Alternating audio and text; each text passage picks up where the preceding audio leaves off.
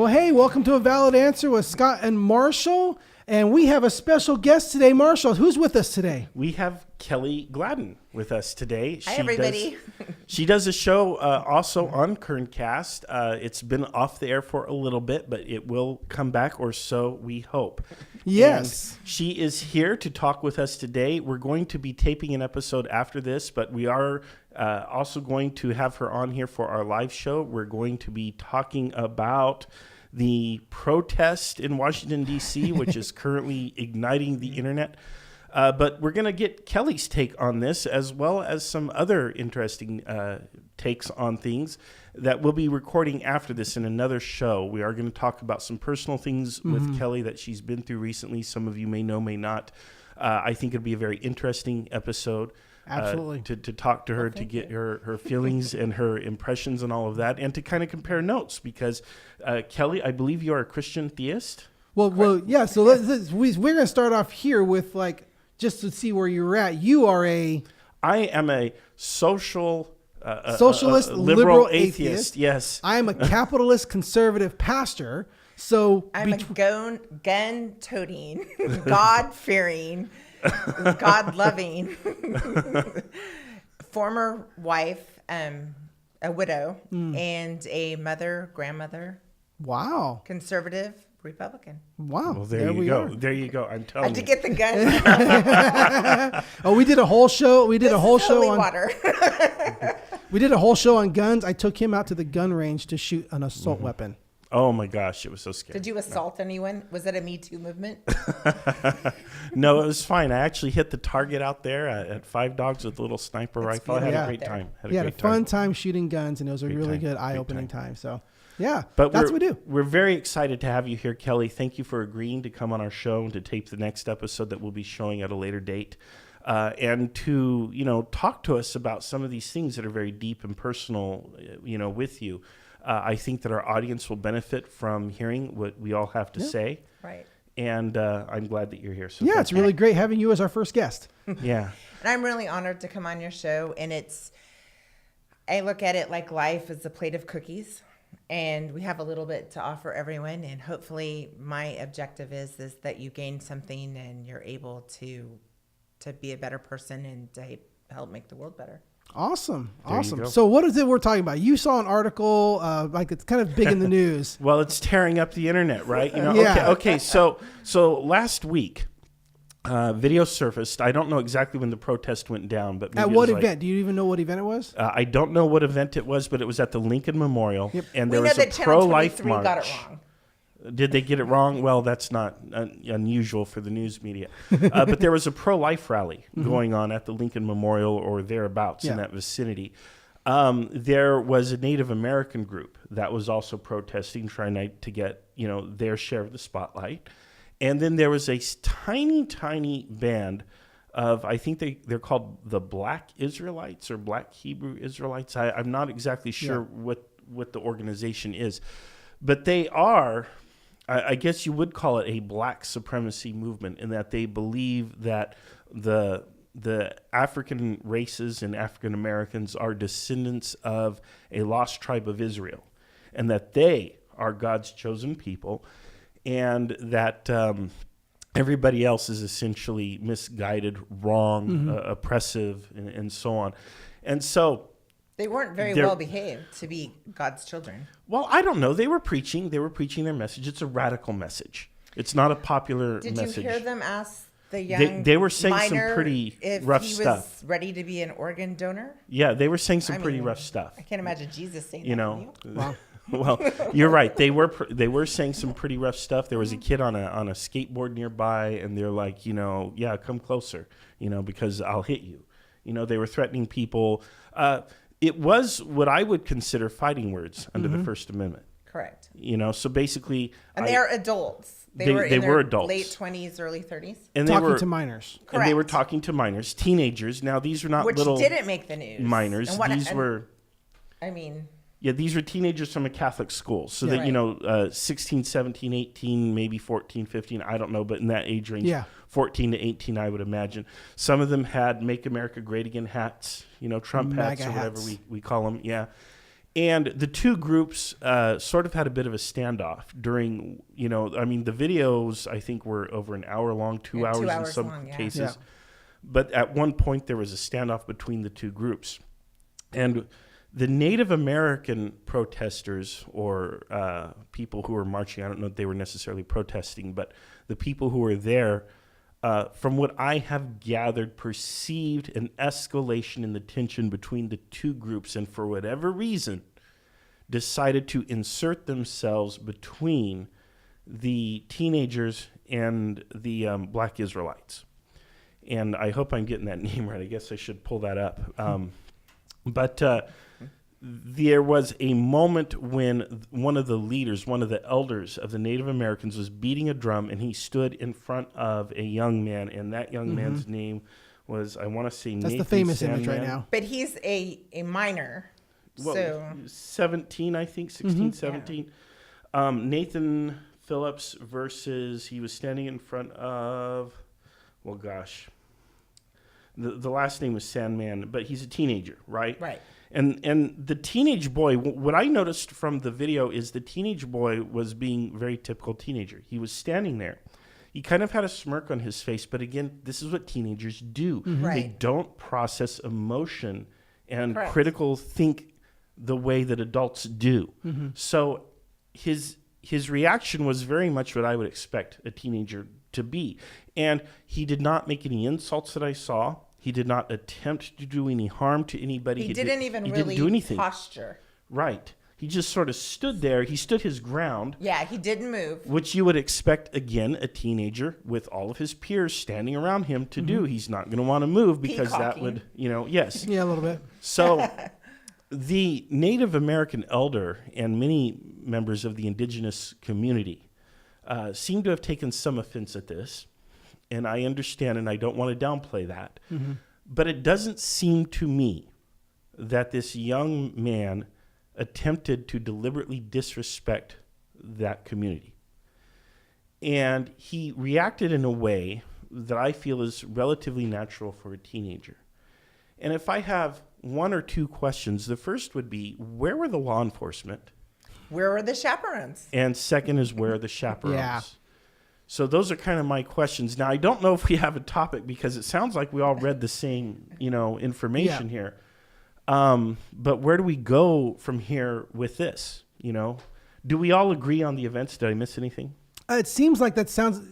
What my biggest thing with it, and we've talked about this before with when we did our episode about fake news, is that this has been blown up and presented to the world, a 4-minute, 2-minute clip, however short they want to pull of this, of look at this teenager disrespecting this Native American.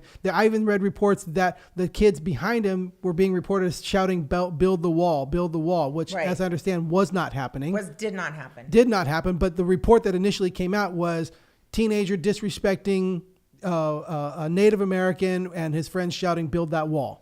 And that's And- what went and out. they accosted That's what the went. Native Americans, Yeah, that which, they again, was not accosted him true. and surrounded the Native American who was already there, all of which is false. They were with their group. The Native American leader came up to them, got in their He did come face. to them. And they were on steps, so Yeah. backing up may not have Well, been wait a minute possible. now. You say got in his face, though, but I don't quite agree with that either. He was close to him in proximity, but it He wasn't. got in his grill. It wasn't His drum was this necessarily- close. I know, but Yeah, it wasn't. that's my Banging the face. drum in his Boundaries. face. The Me Banging the Too drum in a movement, we have minor's boundaries. face. An adult holding a drum up to a minor's face and banging the drum in his face. It was And they're very, Yeah. very costly. It was invading personal space. But I Got up in his don't face. feel, from my impression, that the intent was necessarily hostile. I don't. He was I trying don't to know. perhaps drown. We don't know In what his their own intent way, was. and in his he was own, trying to according drown his, it out. Yes, and in his own words, he explained he's actually trying to de-escalate and diffuse the situation. I don't know how that accomplished that. It doesn't seem to have worked. That should be That's on, that about should be as on a his fail intent. video. as the concept that he was sent there as a plant. He was definitely not trying to defuse the situation, but do you think it was intentional? I'm you think it- very skeptical of that. I'd have to Well, see yeah, some both kind of sides. evidence. That's, I mean, Well, still going back to the media thing, is that intentional that they're only showing that part? absolutely. Mm-hmm. Yeah, I think certainly, Would they discuss the race, the age, the state that they were from, their religion, anything that had a soundbite. Well, there's a meta narrative going on, right? Where the people on the right are literally on a Trump-fueled rampage of hate and destruction across this country, and that they are prejudiced against everyone and everything, and they want to build a wall, and they want some sort of white supremacy movement to be born out of the Trump movement, if you will. That's sort of the meta narrative that's not really discussed, but it's present. And there is concern about that because radical nationalist movements do get their start from small seeds like these. However, I have not seen evidence that there is something being orchestrated to that effect. I understand the whole brown shirts thing. It started with 40 brown shirts marching down the streets of Berlin, but I haven't seen anything like that. I haven't seen any kind of like a militaristic parade. I haven't seen a uniform being put on. I do see the red hats. But for right now, it doesn't seem to have reached that critical mass where we really have to worry about it. Nonetheless, we should be on our guard against that sort of attitude, that sort of thinking and behavior. But so far, I think that narrative is inaccurate. But it still gets played, and it still gets played across the news media. Again, not to try to hijack this to go to another topic, but I feel this is just part of it. This is another one of those things where the media is lying to our people, straight up lying to the American people. Almost as bad as Fox News. Worse, actually. Well, I mean, again, these are the same. Fox News is opinionated. These are the same people they're trying to go out and. But these are the same people who try to stand in front of the president and say, you need to respect us as the press. And I'm like, I don't think the press deserves respect right now. For the most part, I don't think the press deserves the respect that they're demanding. Right. Well, both sides, right and left, the media organizations, which are private corporate interests, by the way, are out to make money. And the way you make money is you get viewers. And the way you get viewers is you tell a narrative that people relate to so that they keep watching. You tell a story, and all good stories have conflict. You cannot have a story unless there is conflict. So both sides have started to spin a narrative, right and left, and what's lost in the middle is the truth, the reality, which oftentimes is mundane and often disinteresting to people. But the mundane and uninteresting doesn't get you ratings and it doesn't make you money. So now we have a society where we are massively misinformed and there is no news agency out there serving the public interest, just reporting the who, what, when, where, why, and how of the thing. So what's your solution for that? Well, You want a state run? No. Because they really do a good job. It needs to be democratic. And I don't know how we do that. But not the Democratic Party, but in fairness. When power is democratized, when power is distributed amongst the people, you do not get tyranny. You do not get authoritarianism or any of these bad things. It's when power begins to concentrate in a small group that you start to get bad things happening in societies. And right now we are seeing an increasing concentration of power at the top, right and left, which, by the way, right wing and the left wing belong to the same bird. So it doesn't matter if it's Republican or Democrat, it's still not your friend. And Trump is not part of that herd? I don't think he is. Right. He's kind of his own renegade, which is why I'm surprised he's even still in office, because bad things tend to happen to renegades. I was going to say, what do you mean, that? Yeah. Okay. Yeah. Nonetheless, I do think we need a new democratized system of news media reporting, whatever. We have social media, but social media also censors. They practice soft censorship, sometimes even hard censorship. Yeah. But hard censorship usually is state managed, and it involves a threat of force or arrest or some sort of punitive or death or undercover damage. Right. Whereas soft censorship is, instead of reporting the true facts of the story, we're going to put up another story about what Kim Kardashian said. Oh, look, it's a picture of Kim Kardashian's butt. And that's how you do soft censorship. Everybody's clicking that, right? Well, you put two screens side by side, okay? And you're not paying attention to the real news and the real issues of the day, which is why we do this show, because we want to talk about those real issues, get you people out there thinking and talking about those issues, because that's how we fight back. Yeah, so that's what this show. So that's sort what of the show's like about. Eating an elephant. You start with one bite at a time, and the show brings individual thoughts, what's their bites, and which is what I'm trying to do. But sometimes Marshall sees the elephant is too big and doesn't want to try. Well, we can pray for him. That's a reference to something I said last night on our show last night. If you want to check that out, but yes, I do believe that it is taking on an elephant, and it's worth taking on an elephant one bite at a time. Correct. As we need to stand on principle and stand to do what's right, even in the onslaught of an avalanche. And if everyone were to take a step back and not necessarily have an opinion, but just look at factual based information with what happened, the first and foremost, as a parent, those children were bullied first. I mean, they were screamed at, threatened. But they were in a public forum, and this is how the public forum works. But you had grown men that were in their 20s, 30s, and then older. I don't know how old the American Indian was, or the groups, but they should know better, and that is a form of bullying. Okay, and I understand that, but remember, these children were in a public forum, and the public forum is not necessarily a polite place. But it is it not okay? a safe space. Is it okay to throw away your beliefs? It is not a safe values, and morals? space, at Because least. Well, no, we're not talking about. I don't Our ideas agree are with a concerned. safe space. But we're not talking about safe spaces. We're talking about we're literally bullying. So as long as it's in a Bullying public, as long as it's in a public If I'm at the forum, mall, I can bullying's okay. scream and bully someone. When it comes to ideas are not entitled to respect, but people are. Now the question is, where They were telling them, "Come over here so I can beat you up." I'll right, harvest your fighting organs. words, Yeah. fighting words, which is not. Organ harvesting. I don't think that should have First Amendment protection. That's why I want to know where the law enforcement were. If I were the law enforcement, I would say you need to pack up and leave now because. So you're agreeing with me? They were bullied. Oh yeah, they were being So bullied. again, as a parent, the first and foremost and the first action was they were bullied. They were bullied. In my opinion, and you've gone on youth trips. I've gone on youth trips, a plethora. Yeah. And as a parent, also on school trips, etc. And you're a teacher on field trips. So where were the chaperones to stand in front of? Do the we children? know what that answer is? Has anybody found that answer? To Where were the chaperones and where were the police? That I don't kids know. were all meeting there. So where they were meeting is at the bottom of the Lincoln Steps, and that's what I was. Well, there should have been chaperones present, and at that point, I think somebody's probably going to lose their job.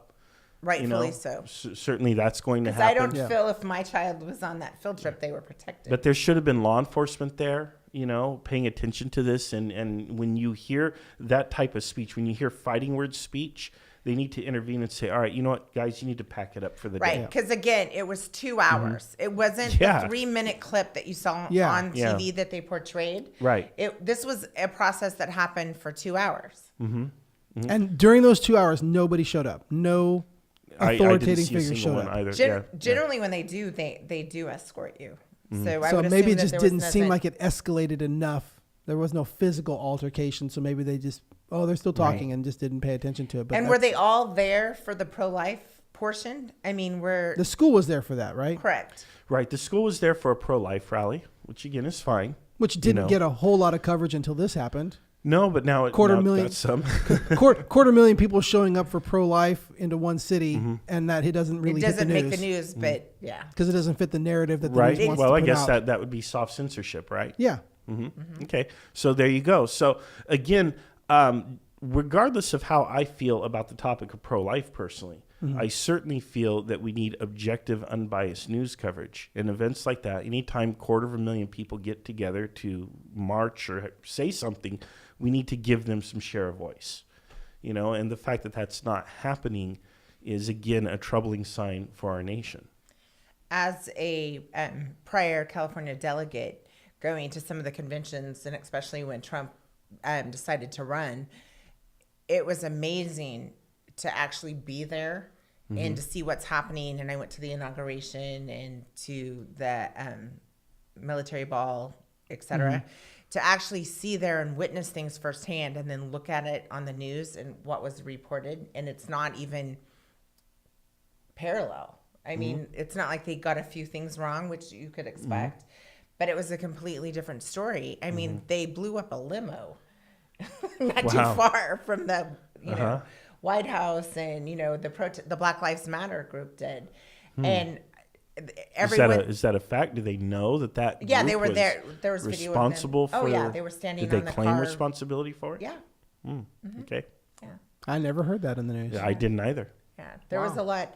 That flying on United Airlines to DC, there were, I would say, the majority were going there for positive reasons, whether they supported Trump or not, but they were going there to show support of some sort. But you did have some of the, I guess, I don't even know what the appropriate word would be, crazy people with the vagina hats that I'm not a big fan of. Yeah. Put them on the airplane and start chanting, and they were told that take them off, behave, or you're off. Yeah. At 30,000 feet? No, but they weren't smart enough to do it then. They did it before we took off. Yeah. Well. But yeah, I mean, sorry. Yeah.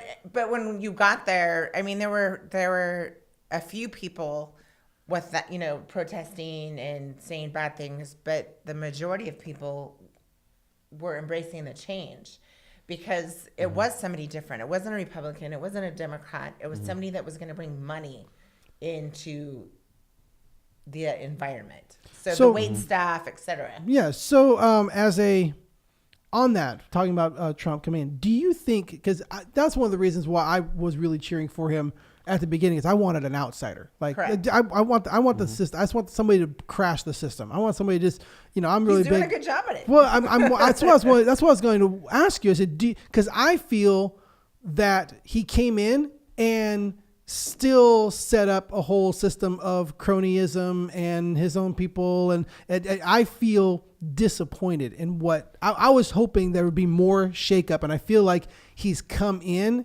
and has just set up. It's not Republican. It's not Democrat. It's just another. It's Trump. It's another group of Trump and Trump believers and Trump. And I was really hoping for there to be a drainage of the swamp, and I don't really see that happening. But do you see it happening? Are you satisfied with the results? Well, I think that, me personally, I'm never satisfied. I always think that we can do better. I mean, I think that you can always have self-improvement, or as a collective that we can do things that are better. I am very satisfied that he was elected to office. The good, bad, and the ugly. I think that we have seen things that we normally wouldn't have seen. And I mean, I would relate it to what we experienced recently on the news with the lady that was dragging the dog that made all the coverage, and you had lots of people bashing our police department and our sheriff's department and law enforcement, Cynthia Zimmer, our district attorney, saying that she should have been arrested and tried that day. Well, that's not how the system works. In order for it to stick, Wow. yeah. In order for it to stick, you have to do, it was a national case. They had to make sure that they crossed their T's, dotted their I's. Yeah. So when it did go to the DA, that they wouldn't kick it back. So I think the same thing with Trump. There's a lot of stuff that we aren't privy to, that we don't know. And it is so bad that I think on both sides that they're doing a lot of in-depth investigation. And when it hits the fan, it's really going to hit the fan. I agree with that. Yeah, I predict that'll happen. Because you made a prediction. I don't know if she is aware of that. Your prediction is, and we're getting pretty close, right? You said the first couple of months. What did you say? Yeah, first few months, by springtime, basically, something's going to go. Yeah. You think that Trump is going to be out? Yeah, he'll be out no later than the summer, I think. Spring or summer, he'll be out. Yeah, I think. Well, I don't know that that's. I think that one of the biggest problems that I have, no matter what organized religion, organized government, people in general, is hypocrisy. So take Hollywood with the Me Too movement. Hollywood is all over the Me Too movement. Everything is horrible. Where were they when it was happening to them? And now they're producers and they're females and they did nothing about it. Weinstein? Yeah. I mean, we heard nothing. So it's hypocrisy at its finest. So... Well, the hypocrisy to me is the Me Too movement. This is bad, but go see 50 Shades of Grey. Yeah. Well, I mean, okay, so you're putting out a movie of entertainment to say male dominance over a woman sexually is entertaining, because that's a big part of what's going on there. But at the same time, no, you can't you can't celebrate that. Well, I don't know what's happening in those movies or books. I have not read or watched any of that. You don't know what you're missing. I'm just kidding. I haven't seen them either. to me, But I'm just saying. all three and watched I'm two. not so much into the whole smut stuff. Yeah. And I think there's a bit of smut out there, but I don't have a problem with people who want to be into the smut. I think you should be free. If the movie But is it not hypocritical? It's hypocrisy. Is it not hypocritical for the same industry? I don't know. I don't know Well, if the okay. message of the books and the film are healthy sexuality, because Correct. you can be into that whole scene and it can be healthy if all the parties are, consent and engage and they like it and whatever. I think the thing is that, and if you were to have read the books, which I'm glad you didn't, as my but Do I have a wrong view of what those movies are? Correct. Okay. You do. So basically, I think the movies are wrong. As a suppressed Christian woman, I mean, it's bad. I did have a desire to want to know what's in them. Mm-hmm. I don't agree with porn. I guess this is porn. I mean, if you look at it that way, which I came to a new light afterwards. But if you take what happened in the book, not saying the books or movies are okay, but she went into a contract, so it was respect. So she went in and said, I'm allowing you to do this and this and this to me. This is my boundary. She had boundaries.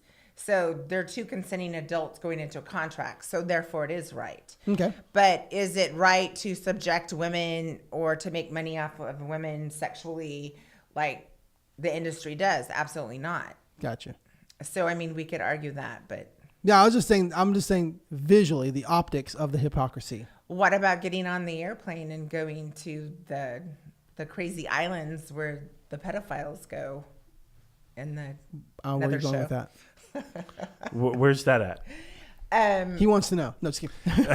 I'll have to look it up. And my husband recently passed You away. mean so like I have- the sex tourism? Yeah, like Okay, yeah, that's they the go to thing. Thailand. We have a lot of supposedly there's going to be a big. I thought that's where you're going with this. Oh, I'm sorry. There's going to be a shakeup of a lot of political figures and world leaders that have Gone and participated engaged in child pornography, child exploitation, child trafficking. Well, then if there's anything that can expose that and bring justice to that, then let's do that. Absolutely. Yeah. Yeah. And without some of those movies, you wouldn't really know what some of that stuff is. Not saying that it's okay, but I'll refrain. Well, when it comes to the issue of hypocrisy, here's my take on it: is people are very complex. We are not simple. We are not one-sided. We are multi-sided. And everybody is a hypocrite, at least on some level. And there are times when we are all morally inconsistent. And I would imagine that I just Christianity was. has a whole theology on this.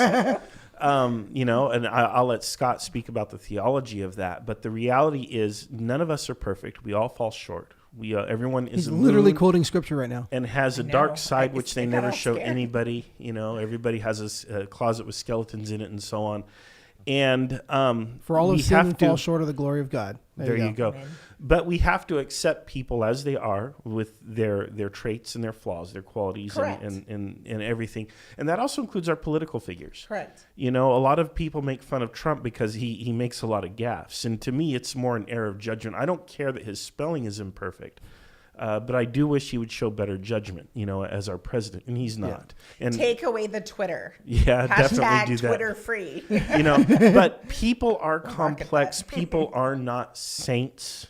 And I do not have this expectation of either my friends, my family, my relatives, or my political figures. And biblically, You know. it says that. Well, I We're not mean, Christ. right, but you expect them to not break the law at that. Right. I expect them not to expect people- stand in with one hand with a sign saying or shouting from the rooftops, our president is sexist. We hate everything, this toxic masculinity, all of the spewing of hatred towards men, and every man is horrible. But at the same time, I think it's worse if I knew that you as a producer, Weinstein, Yeah. was, you had raped me. And then I'm going to send my sister or my friend or a fellow actress and not come say see you. anything. Yeah. I mean, there was no, in my opinion. Well, that's again, worse. in that particular situation, however the transaction was going, the person who was being victimized was also benefiting. They were getting the part they wanted. That's why they kept going back and didn't say anything. Mm-hmm. Now that's the hypocrisy that I feel. It's like tolerated it. Yeah, it was tolerated. It wasn't ever right. Right. But the reason they didn't stand up before was they were getting a benefit from it. Even though it wasn't right, that's why they didn't stand up. But are they, in a sense, saying that it's okay because they allowed it to happen to someone? They never came forward. We need to have an airing of the facts, and that has not yet happened. Mm-hmm. I don't want to judge any of these women in particular because I see them as victims. I didn't use anybody's name. Even though they received benefits for what they were doing, doesn't make it right. How did they get funneled into this scenario to begin with? There's a lot of things that need to be looked at objectively before we pass judgment on anyone in this case. But I do think if these people were exploited, particularly without their consent, there definitely needs to be a strong, sharp, severe punishment handed down to all those involved. Be a sharp, strong, severe punishment for breaking the law. And we need to speak up and say that it's not okay, that it's not all right. And I think that's where the problem lies, is that we have tolerated really foul behavior and thought that it was okay. And we're almost to the other extreme. Something's not that bad. They're screaming, "Me too." Now you can't. But again, my biggest problem with it is it's an industry that celebrates that kind of behavior. It's an industry that produces and celebrates programs. You have Game of Thrones, which I've never seen. I've never seen an episode of Game of Thrones. You have this, and there is you have to have enough TNA. You gotta show breasts. You gotta show nudity. You gotta show sex scenes so it'll sell. So you have this industry saying, well, you have to put all this sex into stuff, and it's and demeaning scenes and all these kind of things and rape scenes and all that kind of stuff, and all you got to put that out for the entertainment value. But we're gonna try to stand here and say we're gonna entertain you with it, but also tell you it's wrong. That's a hypocrisy that I'm upset with. That the industry is saying we're going to entertain you with it and try to stand on the same mountain and tell you how this is so bad. We're gonna fetishize it, if you will. Yes. Mm-hmm. And that for me, that's the whole why should I even listen to you? Well, again, we have to make a distinction between entertainment and reality. I mean, it's the same thing with video games, right? We talk to people. There's this whole movement that we want to censor video games because we're afraid that young people who play video games can't tell the difference between that and reality, which is absurd. And it's the same thing, I think, with the media. So this is where I differ from you, Scott. Is in our movies and stuff, that's fiction. Mm-hmm. And if all the people performing in that show choose and consent to perform and they're compensated to perform, there's no expectation going on, it's mutual respect, it's contractual, whatever, I don't have a big issue with that. So where I have an issue is when people are being exploited for these things, for these scenes, for the movie roles or what have you. But that's not even what I'm talking about. That's just simply wrong. What I'm talking about is simply the industry saying we're going to entertain you with this and try to say at the same time that very thing is wrong. If I as a pastor stood up and said, these things are wrong, but I'm going to do them anyway, would I not be a hypocrite? You would be. Yes. Okay, so that's what I'm saying. The same hypocrisy is there. Why should you respect anything I'm preaching if I'm living opposite? I agree with that. Should you respect anything I'm preaching? Did you see that? What's that? The Gillette ad? Yes. So I loved it, by the way. There were parts of it that I really loved, and there were parts that I disagreed with. Mm-hmm. So, I mean, if I'm out projecting public service announcements saying that I'm against date rape, but I'm in every movie there is saying that date rape's okay, does my message match my action? That's what I'm saying. Because that's what you're trying to say, Jackie, right? Well, Jackie has a comment on here. She said it's not that they can't tell the difference between fiction and reality; it's that they're seeing the dissension. But the idea is, it's not about whether or not it's a difference between if you can tell what's real and what's not real. It's putting it in the perspective. If I was a pastor who said you should do this, even though I'm living a life that's completely different, should you put any weight in what I'm preaching to you? Right. No. Mm-hmm. So the same thing, if they're going to stand up and try to preach to everybody that this sexual exploitation is wrong, while at the same time entertaining people with sexual exploitation, then there's no respect that their comments deserve. The stuff that they're trying to be serious about does not deserve respect. Now, the actual topic may deserve respect. But the fact that they're saying it while entertaining people with the very stuff that they're saying is wrong, I can't respect those people. I can't respect their opinion. Why are we getting our morals from Hollywood anyway? Because there's a lack. I think that's a legit question. No, it is. That's a very parental guidance at even home. as an atheist, I have a legit question because Hollywood is there to sell movies, to get people to watch. They are not necessarily, political experts or moral experts or moral theologians. Now, these people are totally free to have political opinions and to have moral opinions and to share those, just the same as you and I are. I don't have an issue when an actor says, I support this political candidate or I support this movement or whatever. But it should hold. Basically, I would expect my morals to come from moral institutions or moral speakers. But do you think it's unfair that they have such a loud microphone to put those out? But they have it because we give it to them. Right. But do you think that's unfair? It's hypocrisy. But do you think it's unfair for them to have that big of a microphone? Do you think it's unjust? That's a great question. I have to think about justice. I have to think about that, right? Well, yeah. I think charity should be abolished and if you are given access, if you are given the ability to have such a big voice, should you be held responsible to be responsible for that voice? There is responsibility that comes with any kind of power, whether it's the power to influence others, which is what the media does, what Hollywood does. There is responsibility. And if they wield that responsibility irresponsibly, there should be some sort of a consequence for that. But it's incumbent upon us as the viewers to give them the consequence. Impose the consequence. And you do that by saying, I'm not going to buy the movie ticket. We don't buy the movie tickets. We don't allow our children to have tablets, watch them freely. We censor our children ourselves. Yeah. Josh says, meet Marshall the Libertarian. Et tu, Brute, Josh, et tu. Yeah, because then that's a tough thing. Because now you're becoming, well, then we're going to boycott this.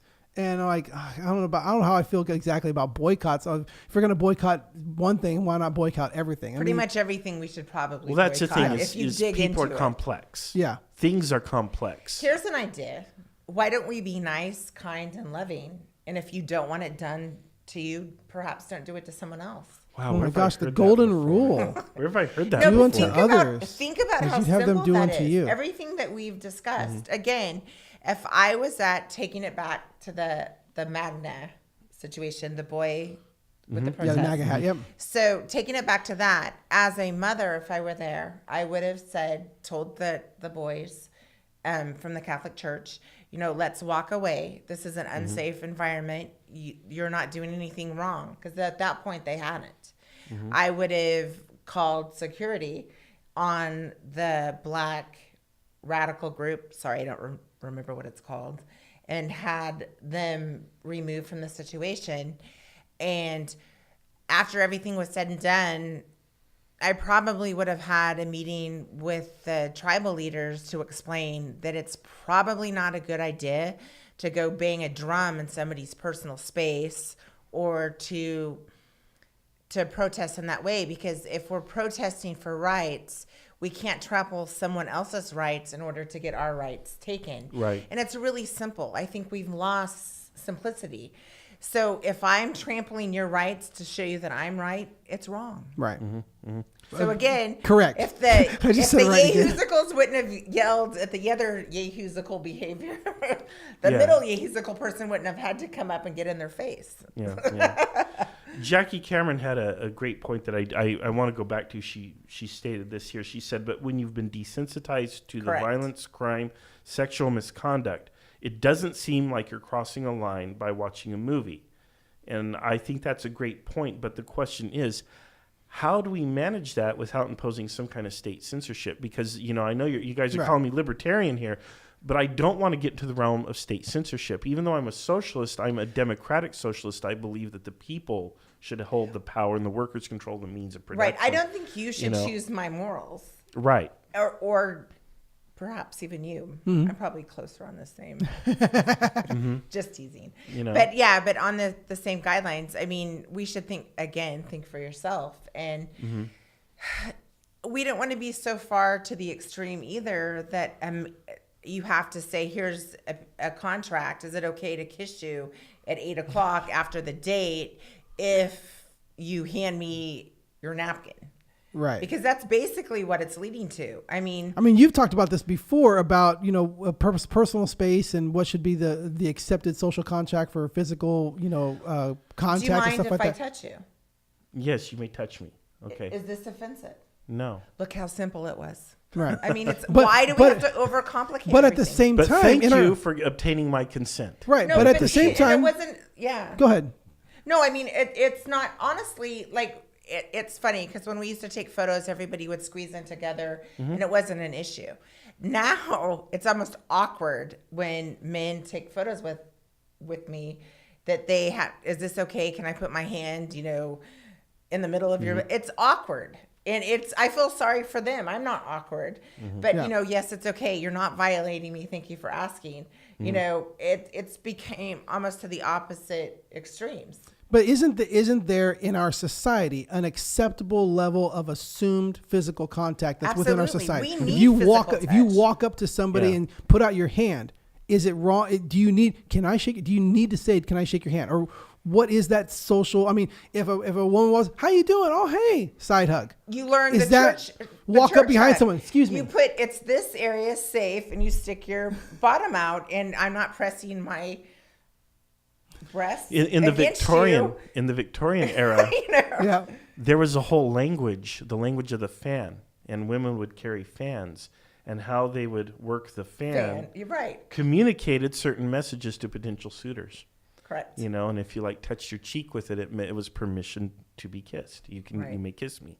Little things like that. That would make life so much easier. But why not communicate? Why again, not? that's- Okay, but here's a big thing.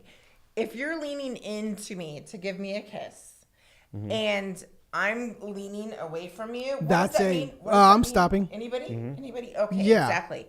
If I'm leaning into you and I'm raising my hand, placing it on your shoulder, it's okay. This show is starting to get a little awkward. I want to see a bank statement real quick.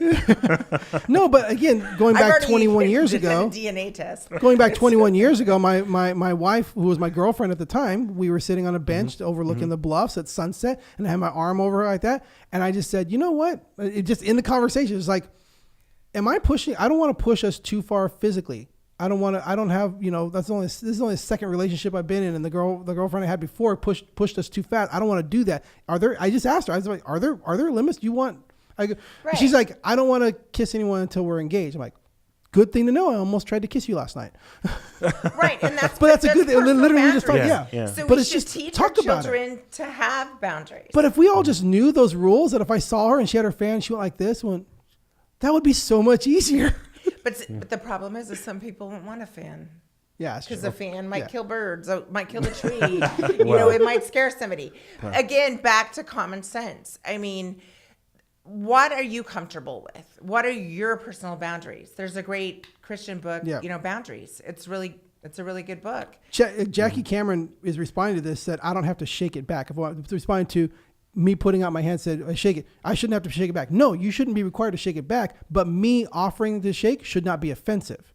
If you're offended because a person handed out their hand to shake, I think you're the one with the problem. Exactly. So Because that's a socially acceptable action. That Correct. if you're like, no, I would be more that's your offended. issue. Okay, if I were to go to shake your hand, and that's a little bit, honestly, it's offensive, and we need some form of politeness, but there's ways around it without. Yeah.